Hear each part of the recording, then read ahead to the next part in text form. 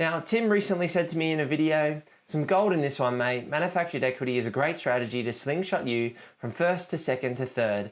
Would love to see a video on how you organize and track expenses and income, etc. on an investment property. And that's exactly what we're going to talk about today. We're going to talk about the income and the expenses on your investment properties and exactly how to manage that so you minimize the time you spend worrying about those things, maximize your profits, and move on to the next deal or your day job or your side hustle or whatever you want to spend time on, so you're not spending all your time worrying about your property investment. Now, my name's Luke. I talk about all things real estate, renovating, and financial freedom on this channel. Make sure you drop a like on this video, subscribe to the channel down below, and check out my website, purposeproperty.com.au, if you're looking for a Brisbane-based buyer's agent to help you in this investing journey and to help you secure a great property up here in Brisbane. Now, let's jump into it. We're going to start off with income, then move to expenses, and talk about how we holistically manage our money and manage our expenses for our investment property to really minimize the time that we spend on the property every month and to ensure that we get a good outcome in terms of the income and expenses. Let's kick off with income. So your income is going to be managed by your property manager, and hopefully they're going to do a great job for you in terms of finding fantastic tenants, advertising that property, making sure you're dealing with any maintenance and collecting the rent every month. So in our example, let's say they collected $500 per week or $2,000 per month. So let's bring up $2,000 per month. Now that's going to be your gross revenue for your property. That's not what's necessarily going to end up in your bank account, but it is going to be the total rent that you would have received on the property. The next thing you need to worry about is that property manager. They're going to charge you anywhere between 5 to 10% to manage the property for you, do all those errands, check in on the property regularly, make sure you get your smoke alarms checked and you have your fire safety all sorted. And water compliance is coming up more recently, so they might charge 5 to 10%. In this example, let's say they charge 10%. So $200 per month on rental manager. Well, let me just jot down the expenses that I typically have direct debited out of our bank account. So you're going to have rates, for example, from Brisbane City Council, and they might be $500 a quarter. You then might have water, so that might be from Queensland Urban Utilities, so Queensland Urban Utilities, and that might be, again, just for round numbers, $500 a quarter. Then you're going to have insurance, which could be annualized or monthly. Typically, I recommend you get annualized insurance because it's going to help you reduce that premium. So when you get insurance, we maximize the payout, so you might have to pay $4,000 or $5,000 excess. So we maximize the amount we would pay on our excess to reduce the premium as much as possible. And then we try and pay annually to get a further discount. So instead of only paying $1,000 if you have to make an insurance claim, we would pay $5,000. And we would also pay the fee annually to the insurance company to avoid, to maximize our discount and to avoid it hitting our monthly cash flow. So let's say it's $1,000 per year for insurance. Now then comes the biggest expense in your property investment journey, which is the debt you have attached to that property. So that could be interest. Now, in this example, I'm just going to use $800 a month. It could depend on your LVR, how much debt you have on that property and what interest rate you're receiving. But just for the example, let's say it's $1,000 per month or $800 per month. $1,000 per month for your interest expense. Let me just tidy this up. I'll be back in a second. Awesome, now I've cleaned that up. Instead of running with those example figures, I thought it was going to get too confusing. So I've decided to just break it down in categories and talk generally because it's going to be different for every property. Let me know if you want to see specific examples against numbers against a property, but we'll continue on from here. So you're receiving your income every month from your property manager. Now they're going to take out their fees. They can also pay your bills for you. So they can pay the rates, they can pay the water. I typically wouldn't get them to pay your insurance or your interest expense. That's not going to happen. But those general, repairs and maintenance, for example. Now, this chunk of expenses in the middle here can all be managed by your property manager, and you're going to manage your insurance and your interest expense yourself. Now, what Emily and I have done is we've actually taken our rates and water and we manage them ourselves. So the property manager just focuses on collecting the income, taking out their fee and dealing with any repairs and maintenance, and we manage our insurance, our interest expense, our rates and water.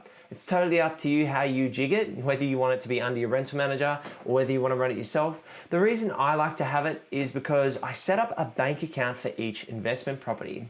So all of this is going to be under its own bank account. Now, we've got example property here, 1 Smith Street.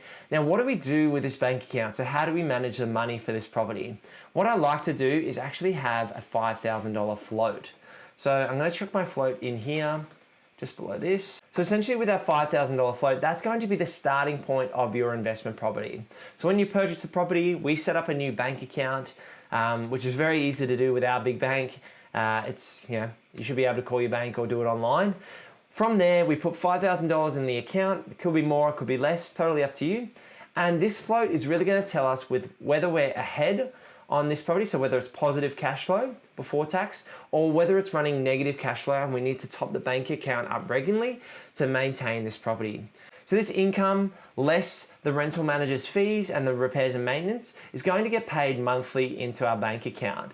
Now, what's going to happen is the other expenses, so your insurance, your interest expense, rates and water, are all going to be direct debited out of this bank account, except for maybe insurance. That might be reviewed annually. So we start with the float. All of the money comes in from the investment property manager, less their expenses, less repairs and maintenance. Then we direct debit out all of the other expenses, and we just left with the insurance, which we manage annually. Now, what this means is we don't really have to spend a lot of time, Emily and I don't really spend a lot of time looking at the bank accounts, because you can see at a glance how the property is tracking. If your float is decreasing every week or every month as you receive the rental income less your expenses, you can quickly start to see whether the property is working for you in terms of creating cash flow, or whether you're having to top that property up and it's in a negative gearing scenario. Now, that might not be a bad thing. If your property is growing, say $40,000 or $50,000 a year, and your negative cash flow is say $10,000 a year, that might work for you, but it doesn't work for everybody. The reason we set this bank account up this way, rather than having it all in your main bank account with your living expenses, is you can clearly see what has been associated with the property, and it makes it very easy at tax time to see exactly how this property has performed. Now, what we do at tax time is we take a bank statement, we print all of the transactions, we take the folders where we've saved all of the expenses and the rental statements we received for the property manager. All of the expenses just get saved in a folder relating to the financial year for that property. We then take the bank statements and all of the PDFs and pull them together. We can send them to our accountant, or I can review them ourselves, because I like looking through that at the end of the year and reviewing our bank statements and categorizing things. And from that, we can get a holistic picture of the total rental income for a financial year and see what expenses, whether they were expected or unexpected, because you can have $5,000 plumbing issue, which could really hurt your cash flow. So we look at those outliers and then assess how well the property is performing for us. Now, I know that might sound very simple and you're probably expecting something far more convoluted and difficult, but property investing doesn't have to be that difficult. Really what we're trying to achieve at the end of the day is simple money coming into our bank account.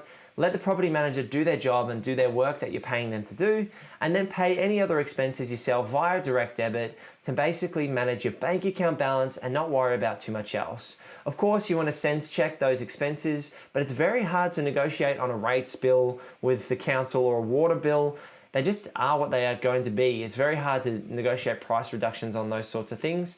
So where you can, obviously negotiate a price reduction on your interest expense, which is going to be your largest expense with your financier, and your insurance every year, and then manage the bank account from there, watch your float and see what happens. So that's exactly how Emily and I manage our property investments. It should be pretty simple. It is pretty simple. You don't have to make it more complex than this. If you want to, you're more than welcome to. Essentially, we have the income being managed by that property manager, less their expenses and maintenance, and we have our float, which we direct debit any other expenses out from there. And then we try to keep it as simple as possible, pulling statements when we need to, saving our PDFs in a folder, and watching that float every day or every month or every year to see whether it goes up or down. If you could drop a like on this video, subscribe to the channel, and check out this video over here if you're interested in more videos on real estate, renovating, and financial freedom. I'll see you in the next one. Peace.